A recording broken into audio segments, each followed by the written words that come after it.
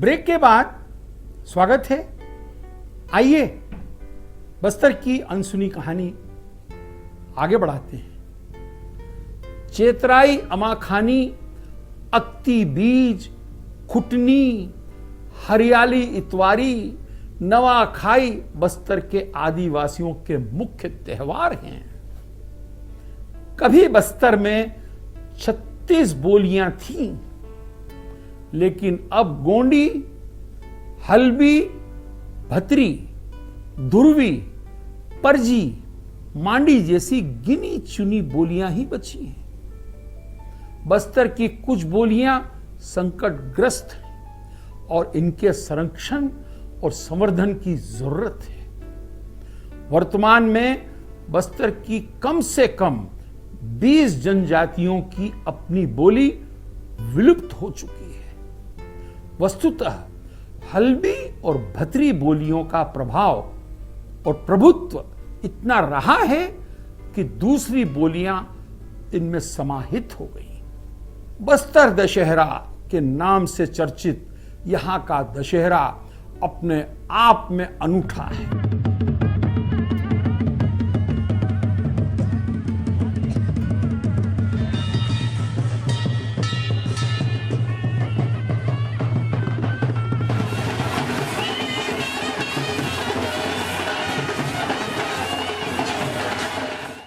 इस दशहरे की ख्याति इतनी अधिक है कि देश के अलग अलग भागों के साथ साथ विदेशों से भी पर्यटक इसे देखने आते हैं। बस्तर दशहरे का आरंभ श्रावण के महीने में पड़ने वाली हरियाली अमावस्या से शुरू होता है।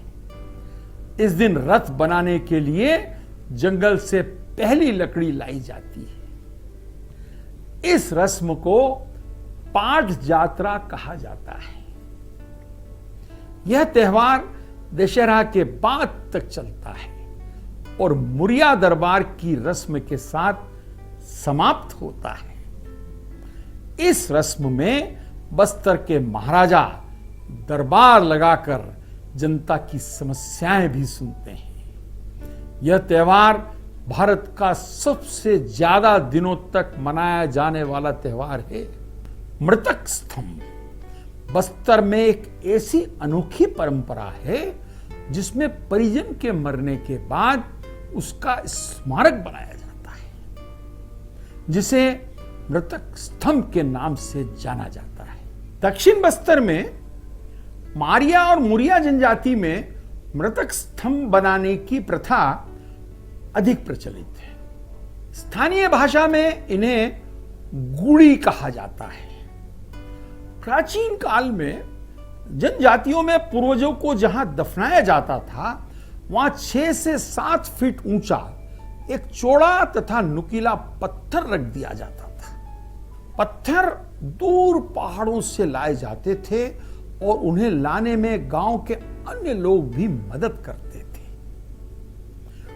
घोटुल छत्तीसगढ़ के आदिवासी इलाकों के माड़िया जनजाति में घोटुल को मनाया जाता है। घोटुल गांव के किनारे बनी एक मिट्टी की झोपड़ी होती है। कई बार घोटुल में दीवारों की जगह खुला मंडप भी होता है। घोटुल में आने वाले लड़के लड़कियां अपना जीवन साथी चुनने की छूट रखते हैं। घोटुल को सामाजिक स्वीकृति भी मिल चुकी है। बस्तर की भंगाराम देवी और डॉक्टर देव बस्तर अंचल के कोडा गांव जिले में रायपुर जगदलपुर राजमार्ग पर कोडा गांव से लगभग 52 किलोमीटर पहले जगदलपुर की ओर से चले तो जगदलपुर रायपुर राजमार्ग पर जगदलपुर से 130 किलोमीटर दूर केसकाल नामक गांव है। इसी गांव के एक मोहल्ले सुरडोंगर से होकर जाते हैं एक पहाड़ी की ओर, जहां देवी भंगाराम का मंदिर निर्मित है। भंगाराम देवी है या देवता? केस काल की देवी भंगाराम के विषय में लोगों के बीच भ्रांतियां बनी हुई हैं। कुछ लोग इन्हें देवता अर्थात पुरुष मानते हैं, तो कुछ लोग देवी यानी महिला। ऐसा इसलिए होता है क्योंकि नाम के साथ राम शब्द जुड़ा हुआ है। दंतेवाड़ा में बताया गया कि भंगाराम देवता हैं, न कि देवी। बताया था कि देवी हैं, माई लोग हैं, नाम के अनुसार तो देव होना चाहिए, किंतु हैं देवी। यहां तो देवी ही मानते हैं। चोली लहंगा नहीं पहनती, डोली में सवार होती हैं, लाल साय कहते हैं माई है, आंगा नहीं है उनका, डोली है, कुंवर पाट का आंगा है, नरसिंहनाथ का आंगा है, हीरा कुंवर, खाड़ा डोकरा, नाग सुरजा का आंगा है। ये देव हैं, पुरुष हैं, यानी डोली प्रतीक हैं देवी का, जबकि आंगा होता है देवता का प्रतीक। किंतु यह कहना भी सही नहीं होगा, कारण नलवाड़ निवासी जयमती कश्यप का कहना है कि वंगे डोकरी नामक देवी का भी आंगा है। निवासियों के अनुसार इस देवी का आगमन बंगाल से हुआ था।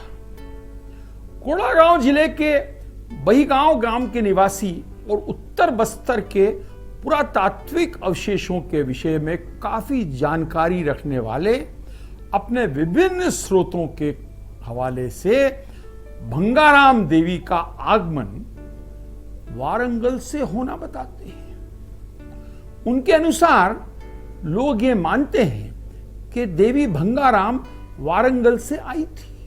चूंकि लोग वारंगल का उच्चारण औरंगाल किया करते थे और आज भी लगभग यही उच्चारण करते हैं, इससे देवी का नाम औरंगाल और फिर बिगड़ते बिगड़ते भोरंगाल और अंत में भंगाराम हो गया।